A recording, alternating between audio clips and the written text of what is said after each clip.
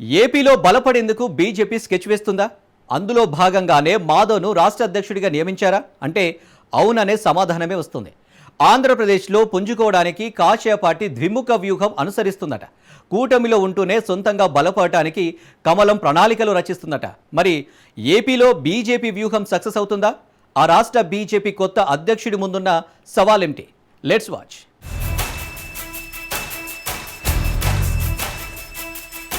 ఏపీలో బలోపేతానికి BJP sketch, కమలం పార్టీ ద్విముఖ వ్యూహం. ప్లాన్ ప్రకారమే మాధవ్ నియామకం. ఉమ్మడి ఆంధ్రప్రదేశ్ నుంచి నేటి నవ్యాంధ్ర వరకు రాష్ట్రంలో బీజేపీ రాజకీయ ప్రస్థానం ఎన్నో ఎత్తుపల్లాలు చూసింది. 2024 ఎన్నికల తర్వాత రాష్ట్రంలో ఆ పార్టీ వేస్తున్న ప్రతి అడుగులోనూ స్వల్పకాలిక, దీర్ఘకాలిక ప్రయోజనాలు రాబట్టగల స్పష్టమైన వ్యూహం కనిపిస్తోంది. తాజాగా రాష్ట్ర పార్టీ అధ్యక్షుడిగా పీవీఎన్ మాధవ్ నియామకం ద్వారా సంస్థాగత నిర్మాణంపై బీజేపీ దృష్టి సారించింది. ప్రస్తుతం బీజేపీ ఒకేసారి 3 లక్ష్యాలతో ద్విముఖ వ్యూహాన్ని అనుసరిస్తోంది. స్వల్పకాలిక మనుగడ కోసం కూటమిలో కొనసాగుతూనే దీర్ఘకాలంలో సొంతంగా బలపడ్డానికి పునాదులు వేసుకుంటోంది. ఇందులో భాగంగానే పురంధరేశ్వరి స్థానంలో ఎలాంటి ఆర్భాటాలు లేని సంస్థాగత నిర్మాణంపై మంచి పట్టున్న పీవీఎన్ మాధవ్ రాష్ట్ర పార్టీ అధ్యక్షుడయ్యేలా అధిష్టానం పావులు కదిపింది. ఆయన తప్ప మరెవరూ అధ్యక్ష స్థానం కోసం తలపడలేదు. ఆర్ఎస్ఎస్ కార్యకర్తగా, మాజీ ఎమ్మెల్సీగా, ఎమర్జెన్సీలో జైలుకు వెళ్లిన దివంగత చలపతిరావు కుమారుడిగా మాధవ్కు బలమైన నేపథ్యమే ఉంది. ఆయన నిబద్ధత, నిరాడంబర వ్యక్తిత్వం సంస్థాగత నిర్మాణంలో పార్టీకి కలిసి వస్తాయని అధిష్టానం విశ్వసిస్తోంది.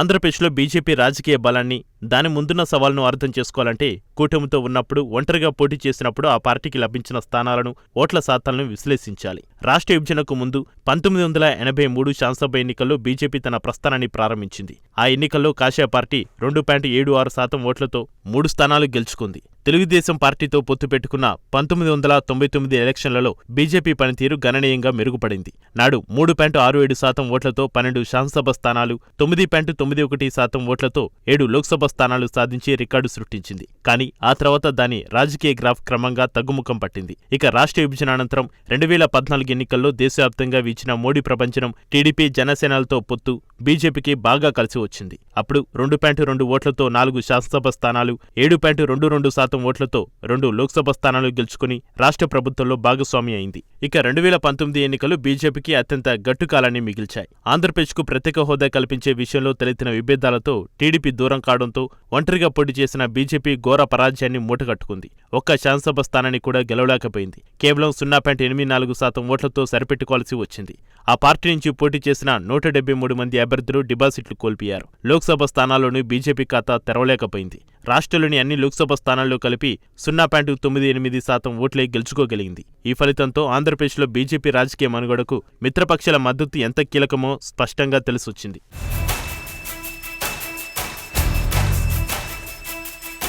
ఇక 2024 ఎన్నికలకు వచ్చేసరికి బీజేపీ అధిష్టానం దిద్దుబాటు చర్యలు చేపట్టింది. దివంగత మాజీ ముఖ్యమంత్రి ఎన్టీ రామారావు కుమార్తె, చంద్రబాబు నాయుడు వదిన అయిన దగ్గుబాటి పురంధరేశ్వరిని పార్టీ రాష్ట్ర అధ్యక్షురాలిగా నియమించింది.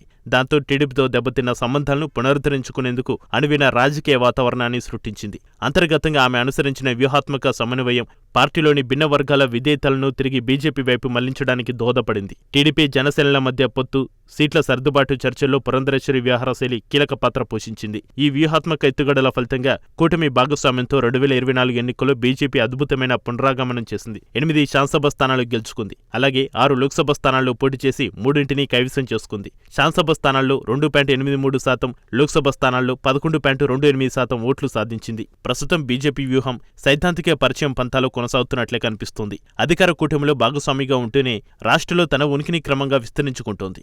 విశాఖపట్నంలో జరిగిన యోగా దినోత్సవం వంటి కార్యక్రమాలను పార్టీ సాంస్కృతిక జాతీయవాదాన్ని తెలుగు ప్రజల చైతన్యంలోకి నెమ్మదిగా జొప్పించడానికి చేస్తున్న సాఫ్ట్ పవర్ ఎత్తుగడలుగా చూడవచ్చు. బీజేపీ అధిష్టానం తన మిత్రపక్షాలను ముందుంచి తక్షణ ఆధిపత్యం కంటే క్రమమైన ప్రజామోదం, సంస్థాగత విస్తరణపైనే దృష్టి సారించినట్లుగా స్పష్టమవుతుంది. రాష్ట్ర అధ్యక్షుడిగా మాధవ్ నియామకం వెనుక ఇదే వ్యూహం కనిపిస్తోంది.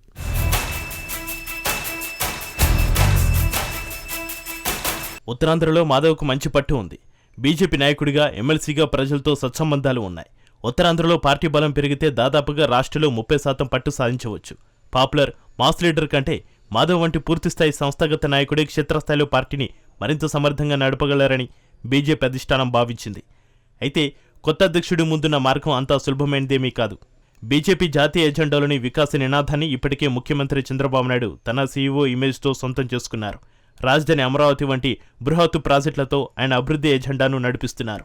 మరోవైపు హిందుత్వ సైద్ధాంతిక క్షేత్రంలో డిప్యూటీ సీఎం జనసేన అధ్యక్షుడు పవన్ కళ్యాణ్ సనాతన ధర్మ పరిరక్షకుడిగా తనను తాను నిలబెట్టుకుంటున్నారు. ఈ పరిస్థితులు రాష్ట్రంలో బీజేపీని ఒక రకంగా నిష్క్రియాత్మక పాత్రలోకి నెడుతున్నాయి. కూటమిలోని బలమైన భాగస్వామి అయిన టీడీపీని ఇబ్బంది పెట్టకుండా తన సొంత ఎజెండాను దూకుడుగా ముందుకు తీసుకెళ్లలేని స్థితిలో ఆ పార్టీ ఉంది. కేరళ, తమిళనాడు వంటి రాష్ట్రాల్లో కాషాయ పార్టీకి ప్రత్యేక గుర్తింపునిచ్చే ప్రధాన సైద్ధాంతిక అంశాలను ఏపీలో దాని మిత్రపక్షాలే బలంగా ఆక్రమించాయి. మొత్తానికి ఆంధ్రప్రదేశ్లో పుంజుకోవడానికి బీజేపీ వ్యూహాత్మకంగా పావులు కదుపుతోంది. కూటమిలో ఉంటూనే క్షేత్రస్థాయిలో బలపడడానికి ప్రణాళికలు రచిస్తోంది. మరి కాషాయ పార్టీ వ్యూహాల మేరకు ఫలిస్తాయో లేదో వేచి చూడాలి.